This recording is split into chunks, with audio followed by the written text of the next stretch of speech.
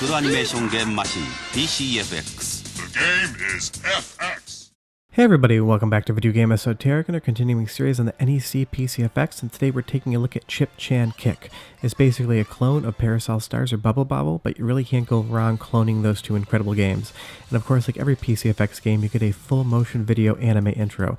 Now I did have to cut it up ever so slightly because there's a little bit of content in it that I'm not a huge fan of, maybe showing on the channel. I'm not sure why they included it, just seems to be what they did. But I mean, if you want to watch the full intro, I'm sure it's on YouTube somewhere. But if you could do me a huge favor before you get too far involved, to go down below and hit like, subscribe, and that notification bell definitely helps us out. If you feel so inclined and want to support the channel, we got a Patreon link down there as well. But I will not kiss you if you are a Patreon member. But Chip Chan Kick is another great game for the PC-FX, and of course it's going to show up on pretty much every best of PC-FX list, because there isn't a ton of amazing things on the PC-FX, but what is there and is good is great, and a lot of these things, they have just never been ported. You're not going to play Chip Chan Kick on another system. Now I am playing this all on original hardware outside of the FMV intro, because again, this game, the FMV skip if you're using a CDR. I would buy an original copy of Chip Chan Kick, but just like Zenki before it, this game is incredibly expensive. But this is all running on real hardware gameplay wise, and if you do want to play it yourself, you can 100% play the full game. Just hit start when the FMV intro skips and you're playing. But obviously if you've played anything like Parasol Stars or Bubble Bobble before, you're going to instantaneously understand the formula that this game is going for, and that is just a single screen action platformer. As opposed to having bubbles or parasols, you have this gigantic, like, gooey looking eyeball orb next to you. He's kind of cute. I mean, maybe gooey is not the right term, maybe he's a donut hole, but you're going to throw him in front of you to strike the enemies, and that's going to stun them, and then once they're stunned, all you need to do is run into them, and you're going to kick them. But where the strategy comes in is kind of screen management, because you can see right there, you can use the enemies to defeat other enemies. And the more enemies you defeat in one kick, the more bonuses and power-ups you're going to get. Because power-ups aren't just dropped because the game feels like being nice to you. You need to eliminate at least, it seems, 3 enemies or more in any one kick for the game to give you a power-up. So while this is very simple at face value, it is extremely complex, and there's a lot of strategy involved once you actually start trying to get good at the game. And that's what I love about this game, but I'm definitely predisposed to like something like this because I love Parasol Stars and I love Bubble Bobble. They're some of my favorite single screen games of all time. But people aren't wrong when they say this is one of the best games on the PC-FX, because it really is. And again, the 2D animations, the colors, the sprite work, the backgrounds, they all look excellent. Is this something that's harnessing the full power of the PC-FX like Zenki would be? Probably not, but it's still doing a great job of showing us what the system was capable of, because this kind of looks like Super Nintendo 1.5 if, you know, Nintendo had decided to just release another more powerful 2D system. Because a lot of the sprite work and a lot of the colors on the PC-FX really remind me of Nintendo systems, and that's just always a good thing. If you're going to be compared to the Super Nintendo, you know you must be doing something right. But I will say that Chip Chan Kick is also a very difficult game because the boss battles are quite long, and if you die you have to go back to the beginning of the boss battle, and they're all multiple stages long. But if you take a look at the background, I just like all the creativeness that's going on in this game. You have these buildings, you have this different signage, you have all the enemies running around, and as you get further in, you're going to notice that some of the enemies, like that electrical pole, have projectiles that they can hit you with. So the game kind of starts you off easy and then leads you into more of the more difficult later rounds. But another great part about this game is the soundtrack. It's fun, it's bright, it's vibrant. So go ahead and listen to about a minute of the sound effects and soundtrack, and I'll come back and tell you more about why. If you've never played this game before and you like Parasol Stars or Bubble Bobble, you should probably emulate it after I'm done with the video. But I'll be right back.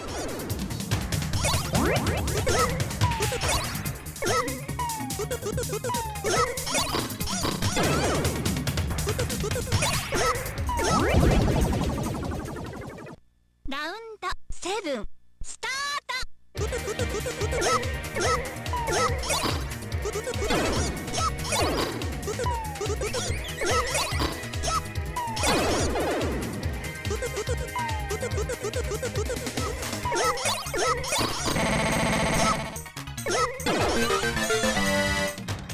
And you'll see right there I was able to take 3 enemies out with 1 enemy, and I got a speed power up. And that's where this game becomes quite complex and there's a lot of strategy involved, and I really like that it's not just popping a power-up down when you're doing bad or after some sort of set timer internally goes off. You need to be able to line the enemies up, not just to clear the stages faster, but as you get into later levels in this game, you're definitely going to need a lot of power-ups because enemies move faster and they have more projectiles. But like I said, I just love the soundtrack. It's exactly what you would expect in something like this game, and they just totally 100% ripped off the Extend from something like Bubble Bobble, which is, I mean, fine. It makes perfect sense, and I like that the bubbles come up as balloons in this instance. But you can definitely tell that Chip Chan Kick wears its inspiration on its sleeve, because this is just a more colorful, brighter version of Parasol Stars, if that's at all possible. But of course, I love those type of games, so for me, this is just absolutely outstanding. And it does give you a fair amount of credits. You get 4 lives per credit and you get 9 credits to start the game. And of course, like every 2-player game, if you run out of credits, just swap your controller over to port 2 and press start, and then you got another 9 coming your way. But this is the type of game that I think if you really like this genre, you would absolutely love it. If this game doesn't look like something you'd be interested in, or you don't really like Bubble Bobble, things like that, then I would say you can 100% avoid it. But it's got a ton of challenge, it's got a ton of replayability, and it's got a 2-player mode, and if you have a PC-FX and 2 controllers, maybe one of you that's watching this right now, it's definitely great with friends. But again, we got a bunch of different power-ups. Now we have 2 different orbs. The one downer is that you lose everything when you get hit and die. Not just continue, but I'll take a death here in a moment and I'm going to go back to normal power. And that is quite a bummer. So sometimes, just like a shmup, the best thing to do is kind of just let the game, run out and then start again to try to maintain your power-ups. But you'll see here we're into a boss battle. We have that other girl up top and we need to knock her out before we get to the full boss battle. And there's definitely some strategy involved. I made a mistake and I let her get loose, which is going to be more of a problem, but pretty much every boss battle has a really nice set pattern to it that you can predict, and if you actually learn it, get through the entire thing without taking a single hit. Because you'll see here, I'm going to kind of lead her up to the top of the stage, and I'm going to be able to stun lock and juggle her up there. But it's not just her that's the boss. We're going to get this gigantic eagle coming in right now. It looks like a robot maybe, but I just love the look of it. It's a large sprite. Everything's animating at 60 frames a second. You can tell whoever made this game as well really enjoyed making it. But it is a hard game, and that's the fun part about it, because it's not the longest thing in the world, but you're definitely going to have to continue to play and get better at the game, because you'll see here, if you jump up quickly on this boss, you're able to stun lock her to get to the second stage, and then you have 4 lives. But the way the boss's feathers come out, it becomes quite difficult. It feels almost like a shmup where you need to be able to predict where they're going to be and what your timing is. Because I would say in this game, your hitbox is massive. If any projectile or enemy even so much touches one of your pixels, you are going to take a hit. And you'll see here I wasn't quick enough and I take that feather straight to the face. But yeah, that is Chip Chan Kick. I really enjoyed this game. I think it's great. Unfortunately, like pretty much every good PC-FX game, it costs a ton of money. So I recommend you buy this. Well, it's not anywhere near as expensive as Zenki. So hey, maybe if you love the PC-FX and you want to collect something rare for it, maybe Chip Chan Kick is for you. For me, I will just continue to use a CDR because honestly, the FMV intros, while interesting, don't really matter that much. And of course, you can emulate this and it emulates perfectly if you want to check it out that way. But again, it's just another rebuttal of people that say that the PC-FX doesn't have any good games, because it definitely has a handful of them and they definitely are worth checking out.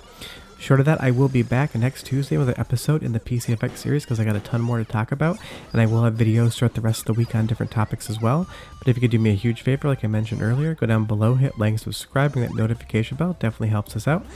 Otherwise, if you have any questions or comments, leave them down below, but that is Chip Chan Kick. It's an awesome single-screen platform puzzle game, and you should definitely play it. See you guys next time. Bye-bye.